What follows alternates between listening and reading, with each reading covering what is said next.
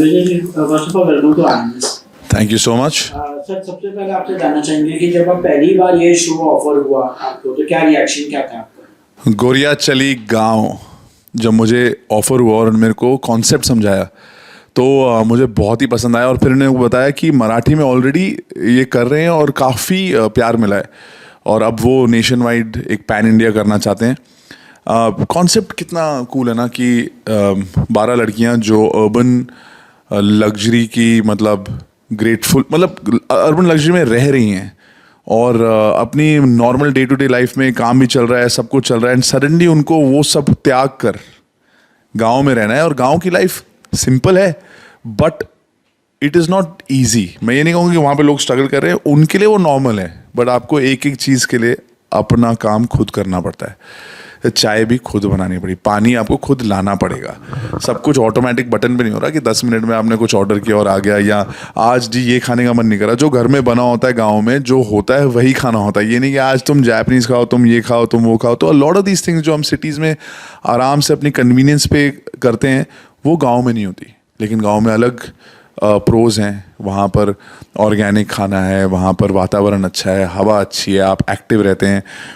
कुछ भी जो होता है वो पूरी कम्युनिटी के साथ होता है, आप अकेले नहीं हैं किसी भी डिसीजन में, आप खुशी में सबके साथ हैं, दुख में भी लोग आपके साथ हैं। और वही बड़े बूढ़े वहाँ का कल्चर सब एक साथ रहते हैं। और मुझे लगता है कि इस शो में कोई ऐसा एज ब्रैकेट नहीं है कि यूथ सेंट्रिक शो है। इसमें बच्चे से लेके बूढ़े तक सब ये शो देख सकते हैं, एक साथ देख सकते हैं। और आई थिंक इंडिया का जो सेंटिमेंट है ना गांव को लेकर वो बहुत स्ट्रांग है, because going back to the roots is a thing जो लोग बार बार कहते हैं कि यार मुझे अपने गांव जाना है, मुझे अपनी रूट्स से दोबारा मिलना है, मुझे धरती माँ के पास रहना है। तो I think a show like this will remind everybody why our villages are so amazing, why our culture is so amazing and कि वहाँ पर रहना इतना आसान नहीं है जितना हमें लगता है।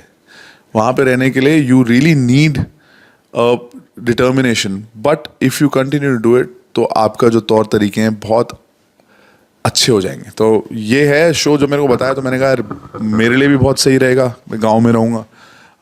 और to see the stories, 12 different stories होंगी, हर कोई एक उनकी स्टोरी एक जैसी नहीं होगी। कोई जल्दी अडेप्ट कर लेगी, कोई नहीं करेगी, किसी को मुश्किल होगी, कोई हंसी हंसी कर लेगी, कोई खुशी खुशी कर लेगी, कोई दुख। तो किसी की शायद गांव में किसी के साथ दोस्ती हो जाए, किसी के गांव में इमोशनल अटैचमेंट हो जाए, किसी का नहीं हो, किसी को। So but I think through their 12 stories बहुत सारे लोगों को एक रिलेटिबिलिटी मिल जाएगी। यार मैं अगर होता इस सिचुएशन में तो मैं तो ये करता, इसने ये किया, हाँ मैं भी ये। तो जब मुझे ये शो का ये पूरा कॉन्सेप्ट समझाया गया, आई थॉट कि बहुत ही यूनिक कॉन्सेप्ट है और बहुत ही अच्छा कॉन्सेप्ट है जिसमें मतलब बहुत सारे लोग जुड़ जाएंगे हमारे साथ। सर आप रोडी से लेकर विलेज लाइफ तक आ गए, तो ये ट्रांजिशन कैसा लगा? आई थिंक वो जो शो है उसमें बहुत ज़्यादा एडवेंचर है, बहुत सारे ऐसे सिचुएशंस हैं जो रियल लाइफ में आपको नहीं मिलते। कि आप किसी ग्रिड पे चढ़ रहे हैं, ग्रिड से छलांग मारेंगे, रोप से लटक कर एक फ्लैग को पकड़ेंगे। वो एक कंपटीशन एक पर्टिकुलर चीज़ के लिए बनाया गया जिसकी अपनी बहुत सही जगह है, लेकिन उसकी ऑडियंस भी वो है जो मैंने आपको। यहाँ पे ऑडियंस सब हैं। यहाँ पर जो चैनल है वो घर घर में जाता है, GEC चैनल है। और यहाँ पर जो उद्देश्य है वो ये है कि यार जो हम कम्युनिटी करते हैं, जो हम कहते हैं कि हमारे को क्वालिटी ऑफ लाइफ हाई चाहिए, वो है अवेलेबल है। आपको सिर्फ अपने सिटी से निकल के गांव तक जाना है।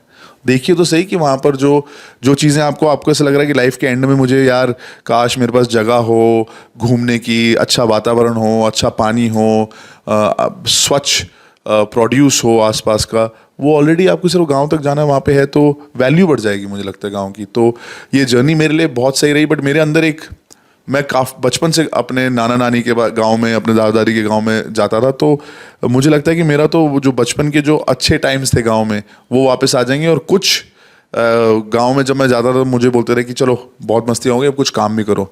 तो वो जो एक्सपीरियंस जो मेरा तब हुआ था वो शायद कुछ कंटेस्टेंट्स के थ्रू आई रीलिव इट। और शायद मेरे भी कुछ गांव में जाके कुछ ऐसे ऑब्स्टिकल्स मेरे पास भी आए जो मुझे एक बेटर इंसान बनाए।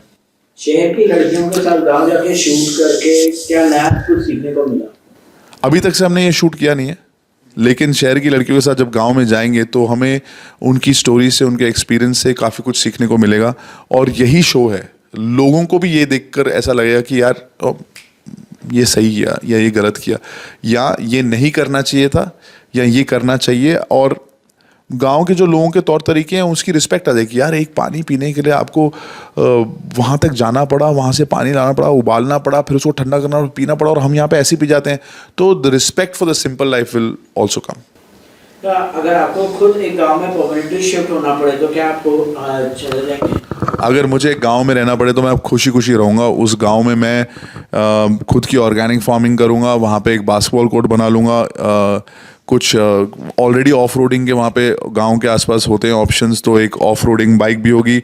बच्चे भी एकदम स्वस्थ, अच्छी खुराक, तगड़े बन जाएंगे। और ये जितने भी स्क्रीन व्रीन के जो टेंशन रहती है सिटीज़ में कि ये है वो है, पोल्यूशन का, ये सब नहीं होगा। तो अगर मेरा काम गांव से चल पड़ा और मुझे मतलब सिटी में आके रहने की ज़रूरत नहीं है कमाई के लिए, तो मज़ा आ जाएगा। बच्चों को वहीं पर अच्छी शिक्षा और तगड़े बच जाएंगे। और क्या चाहिए लाइफ में? यही तो लोग आजकल they are going for that only. लोग यही सोच रहे हैं कि ऐसी जगह ले जाएं जहाँ पे बच्चों को ये मिले, ऑर्गेनिक ये मिले, तो मुझे मज़ा आ जाए। ऐसा हो जाए तो क्या आपको लगता है सिटीज के लोग गांव की असली लाइफ मिस करते हैं?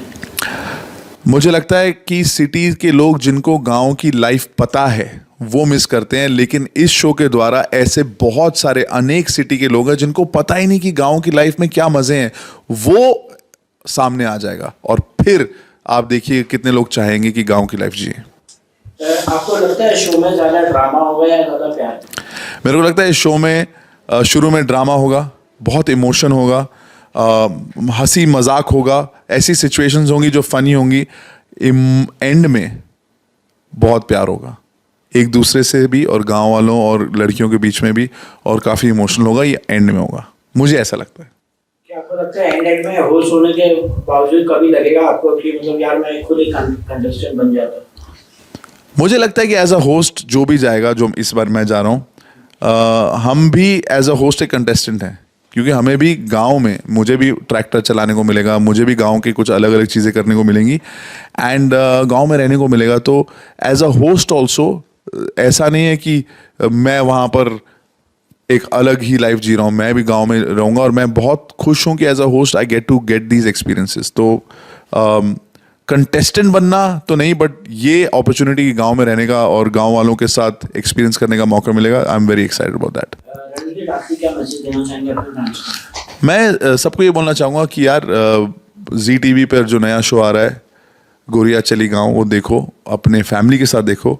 और जब मौका मिले गांव में जाओ अपने दोस्तों के साथ या फैमिली के साथ, और एक्सपीरियंस करो कि रियल लाइफ में जो गांव की लाइफ है उसमें कितना मज़ा आता है। बिकॉज जब आप छोटे छोटे चोर्स अपने आप के लिए करते हो, तो रात को जब आपको नींद आती है, थक के जब सोते हो, आपको बहुत अच्छा लगता है कि यार आज मैंने, I was self sufficient. End of course वहाँ के जो पर्क्स ये हैं कि वहाँ पे सब नेचुरल है, वहाँ पर खाना अच्छा है, वहाँ पे वातावरण अच्छा है। तो एक वो जो कहते हैं ना, जो आपका पूरे जो सारे जो चक्र हैं वो सब एकदम सेंटर हो जाएंगे, आप एकदम रीसेट होके रेडी फॉर एक्शन हो जाओगे।